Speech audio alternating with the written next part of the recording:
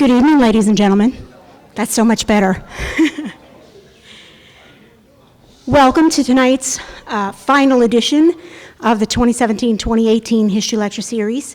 My name is Michelle Miner. For those of you that don't know me, I'm the producer of the History Lecture Series, and we have a special treat for you tonight. Sorry, running up and down the booth steps has got me.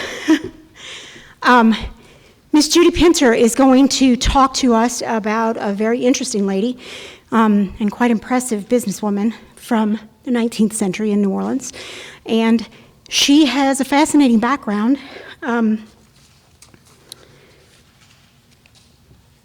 Miss Pinter is a native of New Orleans. She's lived here her entire life. She is also an undergraduate. She has an undergraduate degree in social sciences with a minor in Louisiana studies and a master in liberal arts from Tulane University. She also has a Master of Arts in History from the University of New Orleans. She served as the historic interpreter at Destrehan Plantation and lectured in their series Beyond the History Books. She remains a historian at Destrehan Plantation, and she has told me some fascinating things about this lady.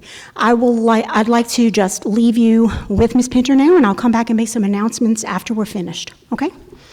Ms. Pinter? Thank you. Can everyone hear me?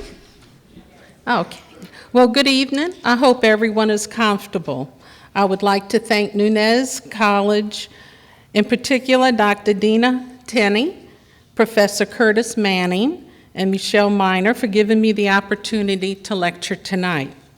Louise Marie Destrehan Harvey's introduction to me began when I worked as a historic interpreter at Destrehan Plantation for several years. My original graduate semester paper at Tulane on Louise Marie stimulated my interest to learn more about this exceptional 19th century woman. At that time, I did not know that I would research Louise Destrehan Harvey for over 5 years, including my master's thesis from the University of New Orleans. My husband, Carl, endured cold meals, sometimes late meals, and a wife preoccupied by doing research. Thanks for your tolerance. There are no personal correspondence available from Louise Harvey. However, newspaper articles, court cases, parish records, wills, and family recollections detail Harvey's personal life and business dealings.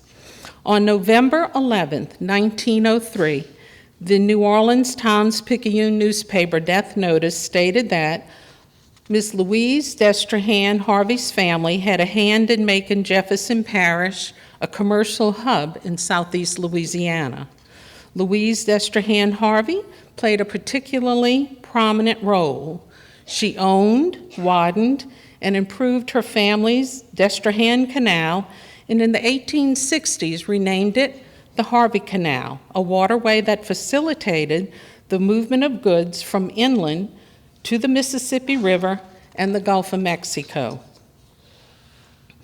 At her death, the newspaper reported she had 8 children and over 60 descendants.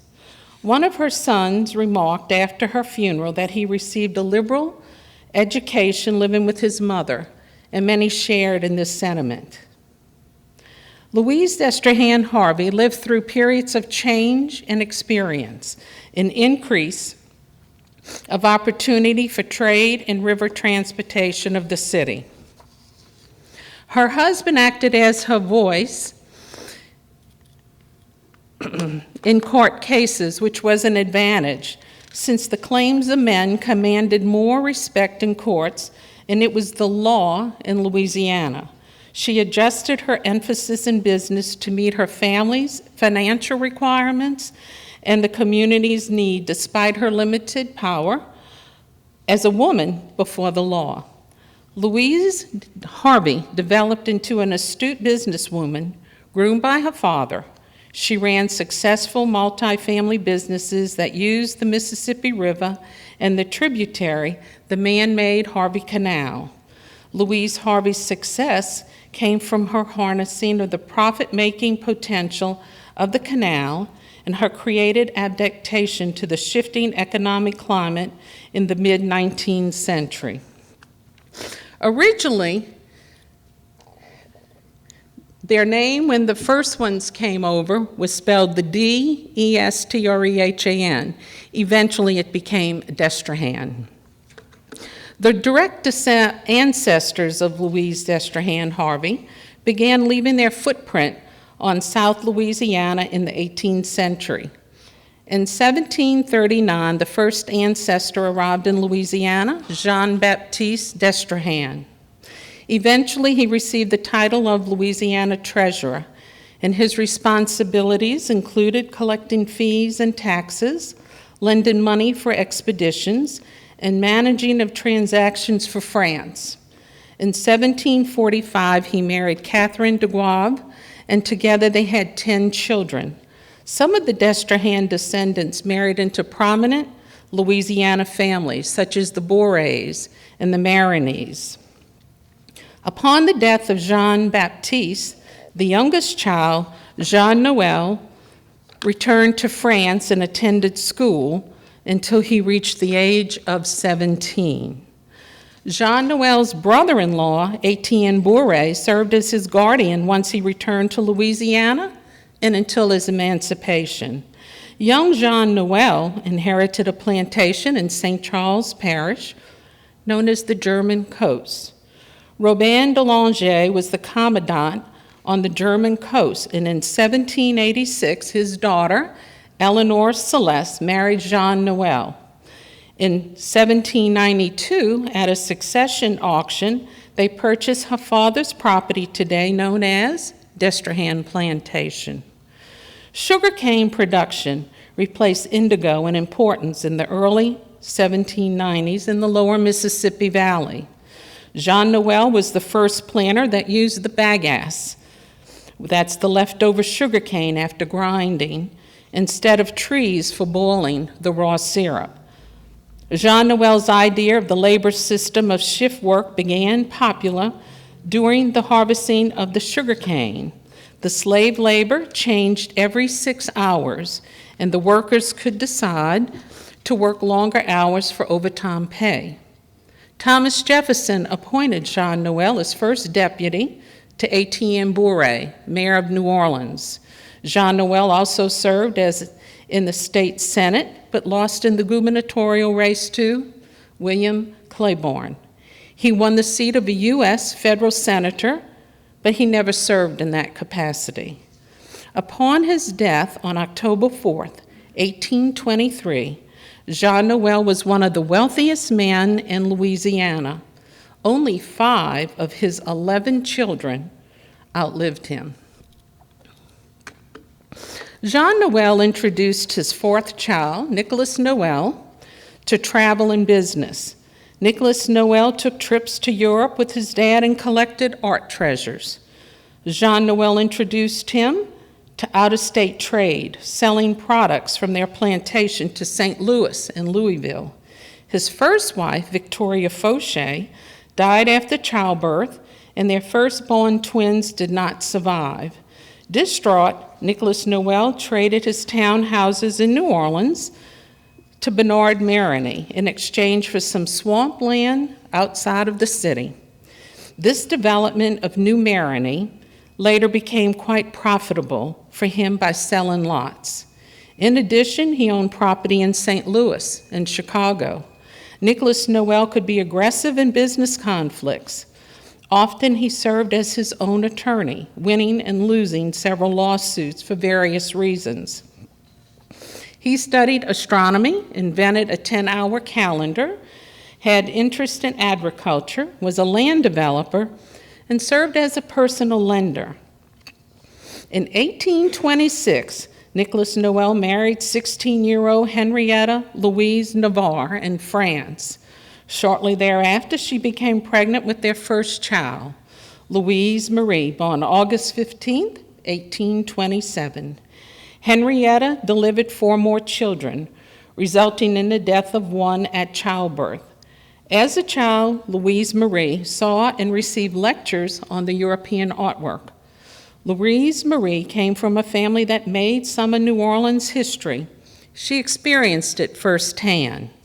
Nicholas Noel let the city of New Orleans use his land for a railroad. Louise Marie told her grandchildren of her impressions of riding on the first train from the Mississippi River to Lake Pontchartrain in 1830s. Her family took the ferry to New Orleans from Algiers that day. The men wore high hats, the women dressed elegantly. Her father, Uncle Prosper de Marigny, and other dignitaries addressed the crowd before the trip on the Pontchartrain Railroad. The noise and sounds of the engine frightened her. The train cars were made of wood. Louise also recalled that school children along the train route held flags, waved, and bands played. In the late 1930s, this train was discontinued. It is known as the Old Smoky Mary.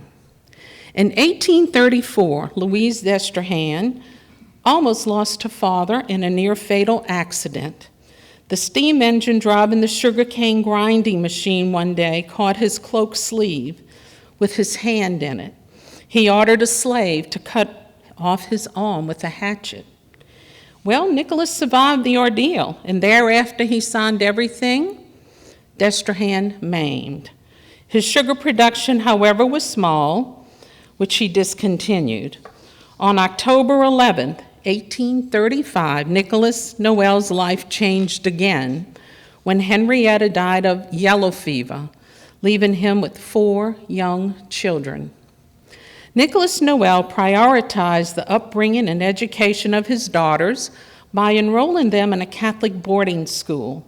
On August 28, 1836, the widow Nicholas Noel sent 2 of his daughters, Louise Marie and younger sister Adele, to be educated at the Sacred Heart Convent in St. Louis. The founder of the order of the Sisters of Sacred Heart in America was Mother Dushan, who was in direct charge of the education of the 2 Destrehan girls. The little siblings learned reading, writing, math, prayers, catechism, and stitching. In later years, Louise Marie expressed her dislike for stitching to her granddaughters. Louise Marie never graduated from Sacred Heart or any other traditional school. She spoke and read fluent French and English. Her father needed her home to help run the family business and canal businesses on the west bank of the Mississippi River once his accident hindered him. As a 15-year-old, Louise Marie became his secretary and bookkeeper. Often in the middle of the night, Nicholas Noel had an idea and woke up Louise Marie for dictation. She was a good student and gained his confidence in administering various business ventures. Portrayed to have an oval face, brown eyes, long straight hair, and short height, Louise Marie had few pictures of her.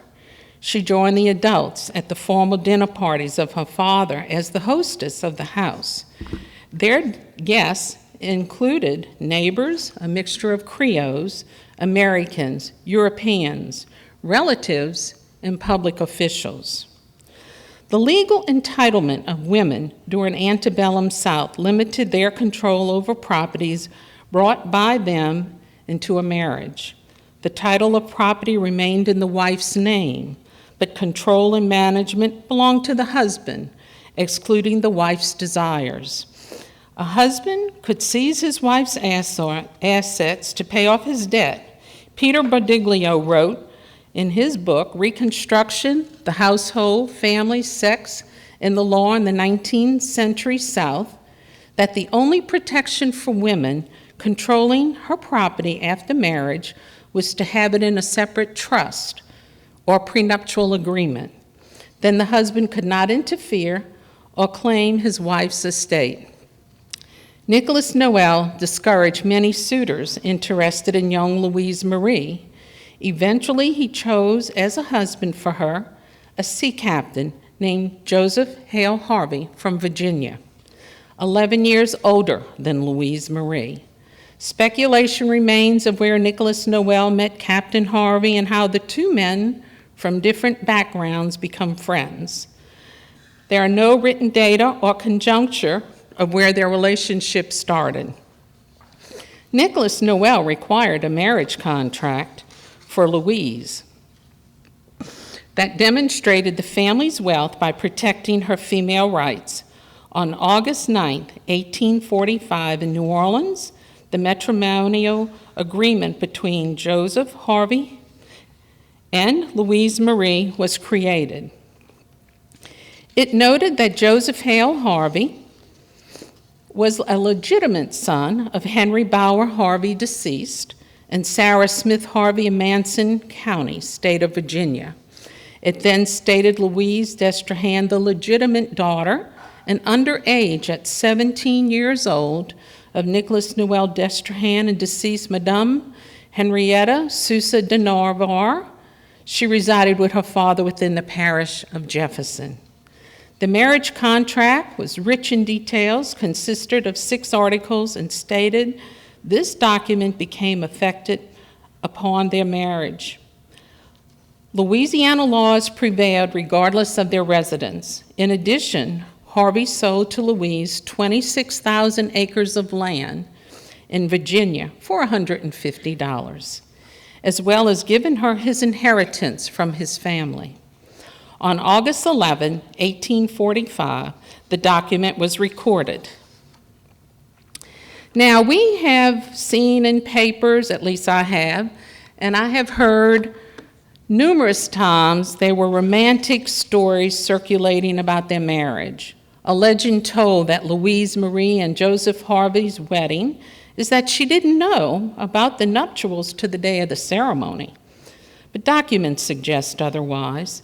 Her original signature that you see up there next to Destrehan, Maine,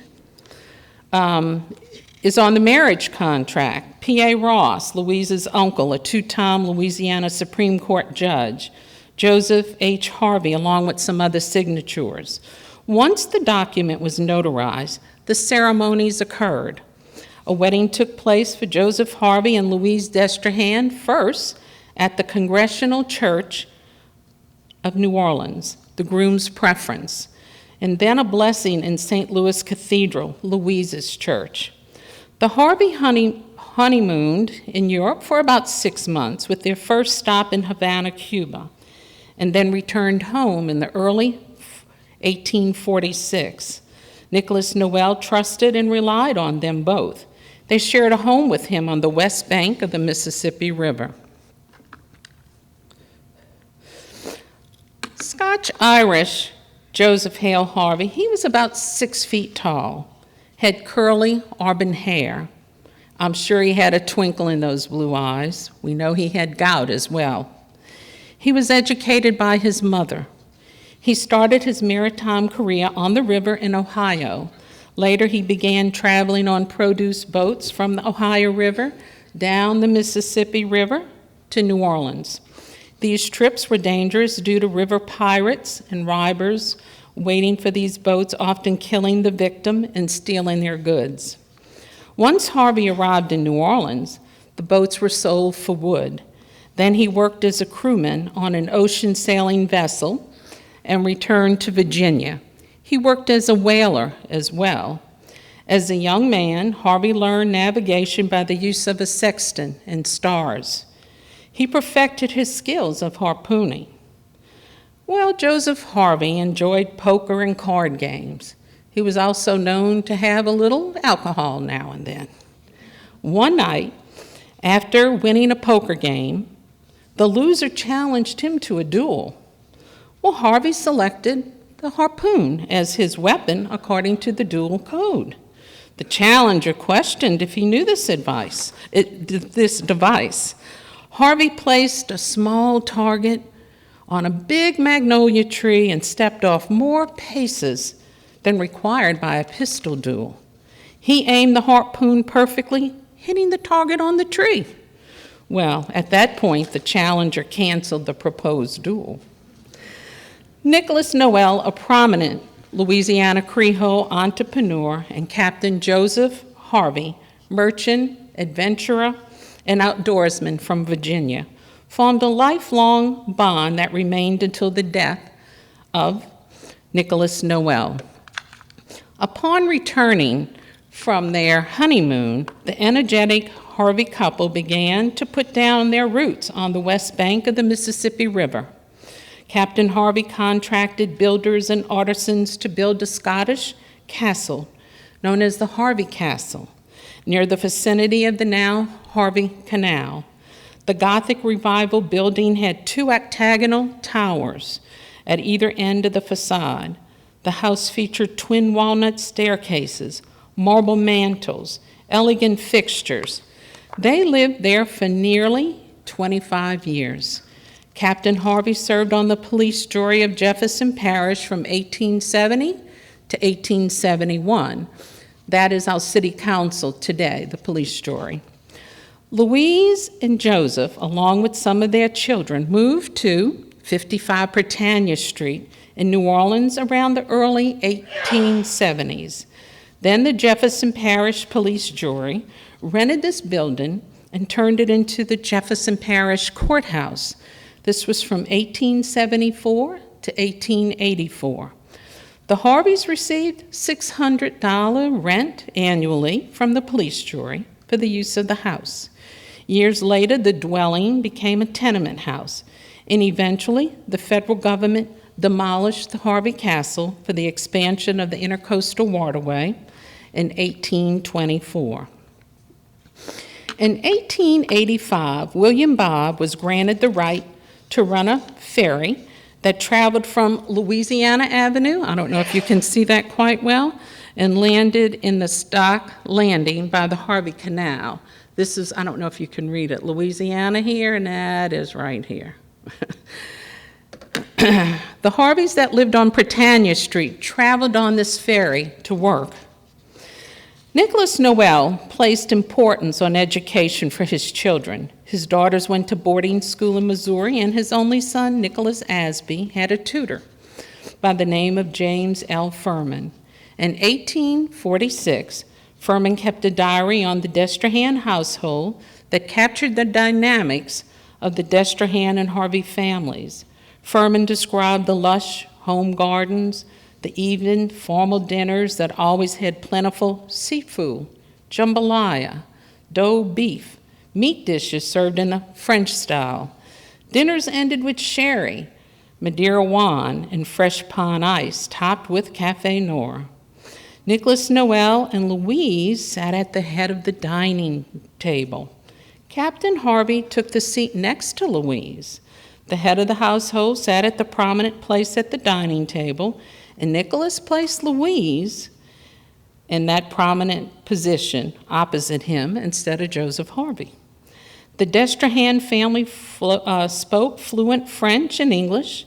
If their guests did not speak French, then they spoke English.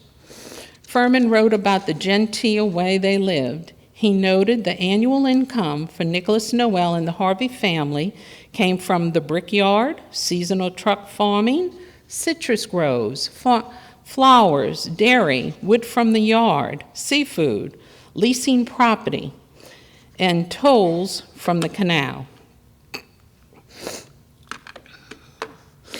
On June 16, 1848, the patriarch of the family, Nicholas Noel Destrehan, died at the age of 57 at his home in Cosmopolite City on the west bank of Jefferson Parish.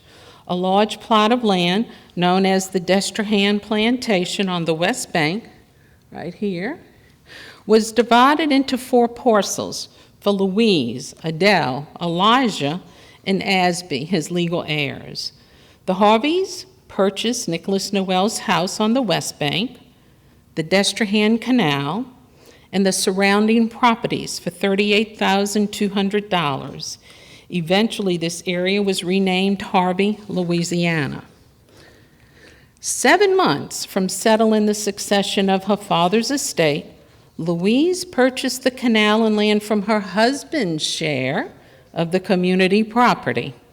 She continued to operate the canal and the businesses just as she had done for her father. The force behind the future development of the canal and its everyday operations remained Louise's responsibility. Now, Louise was not only a businesswoman. She enjoyed playing around in the bedroom some. Both she and Captain Harvey had 11 children together. 2 died during their infancy. Louise was pregnant or recovering from pregnancy for 19 years. In the early 1800s, some documents suggest Jean-Baptiste Destrehan owned land on the west bank of the Mississippi River. An early 1850 Latour map showed an old Destrehan ditch located upriver from Nicholas Noel's property. This site was eventually sold, and the ditch no longer appeared on surveys.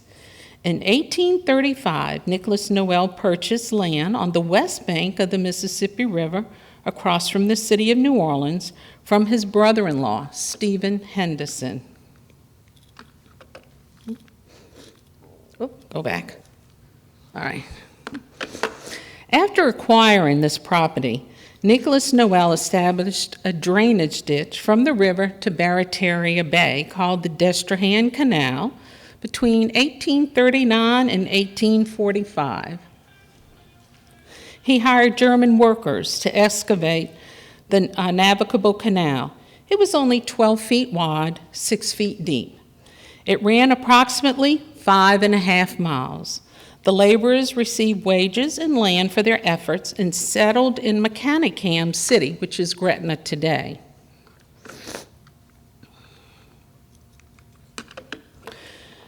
After the completion of this waterway, Nicholas Noel engineered the construction of a submarine railroad that lifted and lowered boats from the canal to the Mississippi River by mule power. On the railroad track that began underwater, the craft gradually was lifted onto a wooden platform pulled by mules. A series of counterweights helped the skiff advance, and then the platform was lowered the boat onto the batcher on the riverside. The craft was then pushed into the river. However, the water level affected the work once on the batcher. This process took time and patience for each vessel. As the city of New Orleans grew, the need for building and food supplies increased. In addition to her interest in the canal activities, Louise Harvey developed several businesses, just such as a profitable business company that began in 1848. She is listed as the contract person for the old and original Harvey Canal brick manufactory in newspaper advertisements. The brick business operated until 1896. A major financial appreciation of the value of Louise Harvey's canal and land occurred after the Civil War. Riverfront property became more valuable for commercial activities. Shipping, transportation, and railroad company businesses expanded. Riverfront warehouses, wharfs, and freight yards became in demand. The industrial activities grew, and so did the need for a navigational canal from the swamps to the Mississippi to transport raw goods. The Harvey Canal developed in importance, along with economic opportunities of leasing land, buildings, and collecting tolls along this waterway. In addition, the swampland provided the natural resources for the city, and the canal served as the transportation corridor. And you can see here, this is Miss Harvey, her land here. The state government recognized the importance of a navigable canal with locks near New Orleans. The Louisiana legislature authorized the Harveys to build a set of locks from bricks and iron connecting their canal to the Mississippi River. Acts of Louisiana, number 142, was in 1854. All expenses and maintenance of the locks belonged to the Harveys personally. However, the locks were condemned shortly after due to the surrounding soil. The Harvey locks remained a problem with its construction. The Morgan, Louisiana, and Texas railroads filed a petition and stopped the Harveys from working on the locks situated near the Mississippi River. At this time, the river level rose extremely high, and a fear of a breakthrough of the construction site caused concern for the possibility of massive flooding in the area. Now, these railroads leased this land belonging to Louise for their transportation roads, and the crevice in the levee would result in a loss of revenue. The Daily Picayune newspaper article stated that Joseph H. Harvey acted as Louise's agent in the negotiations. The work stopped, and the bulkhead was reinforced with soil from another site. Many of the lawsuits say that Louise was not allowed to attend the court. So as I was studying Louise, did Joseph Harvey act as Louise's agent in court because it was the custom or a law? Documents state that other women in the mid-19th century were also represented by men or their husbands in court, such as the Times-Picayune owner, Elijah Nicholson. Her voice in legal matters was her husband, George Nicholson. The Louisiana Civil Code revision of 1825 states, a wife needed her spouse's consent to appear in court. She might, if he refused permission, appeal over his head directly to the judge. Well, ladies, this law remained on the books till 1974. The successful management of the Harvey Canal as a business often led the Harveys to court. Recorded are numerous cases from the Jefferson Parish Courthouse and Louisiana Supreme Court for J.H. Harvey and his wife. They did not always win their cases. Due to time restraints today, I will not discuss any of these lawsuits. During the Civil War, the Harvey family lived in the Harvey Castle by the canal. Louise pledged her alliance to the United States early so that the family could continue to operate their businesses as usual. The war also brought opportunities to the Harveys. Entrepreneur Captain Joseph Harvey and his developer partner bought a Barataria plantation, renamed it Grand Isle Hotel on Grand Isle in Jefferson Parish. Their vision became the first resort on Grand Isle. They converted the slave quarters into cabins. Excursions ran from the Harvey Canal to the island 3 days a week. Passengers paid $7.50. That included transportation fare, a weekend room and board. Later, the investors sold the property. However, trips to Grand Isle continued on the steamer Louise from the Harvey Canal. In 1893, a horrific hurricane hit Grand Isle that sent a 30-foot tidal wave, destroying everything in its path. Louise Harvey provided and furnished rooms for 8 families, 42 people total. The New Orleans Item newspaper article credited and thanked Louise Harvey for helping some of the unfortunate refugees from Grand Isle. Captain Joseph Hale Harvey died March 20th, 1882, at the age of 66. The marriage of Louise and Joseph Harvey lasted for 38 years. His funeral ceremony was performed at their residence, number 55 Britannia Street, New Orleans. Widowhood brought more responsibilities and decisions for Louise. There were 9 Harvey children living, and the 2 youngest were emancipated. They were both over 18 years old before the succession was settled. Louise received her half of the estate, plus the usufruct of her share of Joseph Harvey's estate. Widowed Louise continued operating the Harvey Canal and the various family businesses while mentoring her sons. Legal suits did not end, and several were decided in the Louisiana Supreme Court.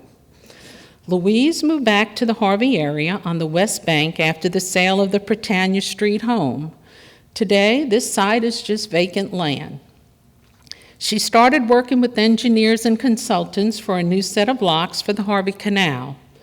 The engineers decided to use concrete for the base of the locks instead of bricks they had used earlier. She took daily tours of the progress of the locks, spoke with supervisors, and climbed down the workers' ladders despite her age. On May 9, 1898, the Times-Picayune newspaper reported Louise decided to charter Harvey Canal Land and Improvement Company. The company capitalized $50,000. The corporation purchased the Harvey Canal and locks, all rights and operations. The money received from the stockholders gave Louise the equity needed to continue building the Harvey Canal locks. Louise would not see the completed locks. She became bedridden and died November 15, 1903, at the age of 76. She survived her husband, her 3 siblings, and 4 children. Family legend claims that she begged her sons to carry her out to the locks to view it one last time. It never happened because she was too weak and sick. Descendants recalled Louise as a kind matriarch, well known up and down the canal. She checked her land along the canal by horseback riding. Her saddle is on display at Destrehan Plantation. She spoke softly. They never heard her raise her voice.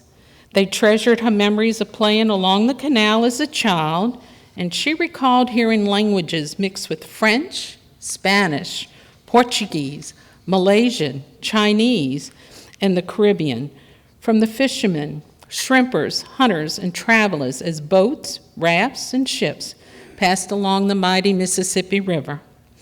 Louise Harvey spent a lifetime meeting people from all parts of the world along the canal and river, and she was involved in trade and service to these individuals. Louise's obituary, written by her attorney, Henry P. Dart, was admiring and respectful. It noted that she acquired throughout her life a reputation as a businesswoman and being fair with people. The article stated every grade in life was represented. Her burial site is in the Metairie Cemetery in the family tomb. Louise Harvey left a detailed will written in her home in Jefferson Parish dated January 1902. Louise included a clause in her will. If any heir objected to her desires, they would be removed from the will. Well, none of the heirs objected. The completion of the locks in the Harvey Canal was imminent. The Harvey Canal Land and Improvement Company continued to operate the canal and finish the locks. In 1709, the final opening of the Harvey Canal locks and dedication occurred. The Daily Picayune newspaper article stated the religious and civil ceremonies that had blessings of holy water, as well as champagne that cracked on the locks. These navigational locks of the canal compared to the locks of the Panama Canal in importance for trade in South Louisiana. In 1924, the United States government purchased the canal from the Harvey Canal Land and Improvement Company for $425,000, as well as some additional Harvey-owned land for needed easements. The total bill was $515,000. The canal became part of the Intracoastal Waterway System. The government widened the canal and built new locks. The dedication of the canal in 1934, so it took them 10 years to rebuild it and get everything together. And this sale ended the Harvey family from owning not just the canal locks, which they had done for some 100 years. And you can see this is how it looks from the river to Barataria. Louise Destrehan Harvey came from a wealthy, influential Louisiana family. Louise's youth was interrupted by the death of her mother, which was instrumental in grooming her as Nicholas Noel's business manager. She lived during the antebellum, Civil War, and Reconstruction periods and witnessed the rebirth of New Orleans. Louise gave her alliance to the North so that her business could continue after the capture of the city during the Civil War. Men played a crucial role in her life. She served as her father's assistant and learned the business trade. Captain Joseph Harvey, her mate, business partner, and the person who acted as her agent in court cases, assisted her. She raised 9 children into adulthood and shared their achievements and tragedies along with her husband. She mentored her sons in the family businesses, just as she, her father, and grandfather learned. Louise sold interest into the Canal Land and Improvement Company so that she had the needed equity to continue building the canal locks.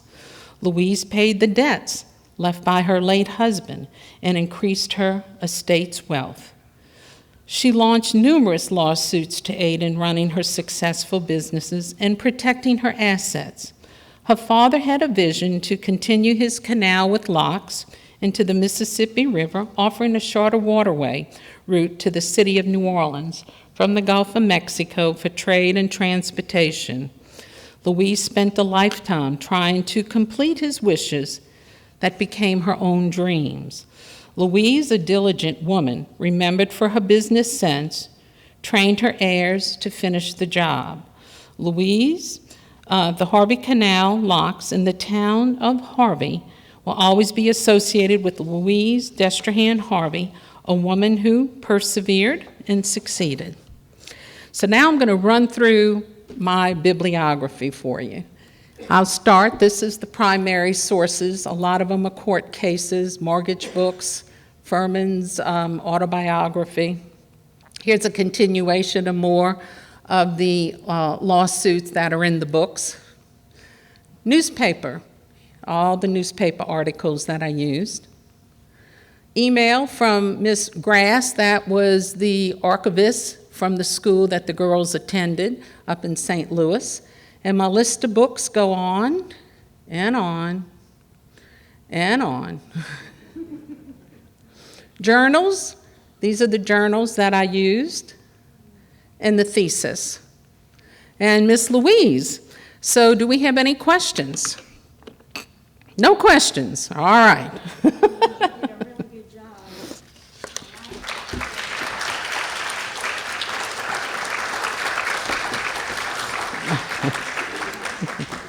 Thank you.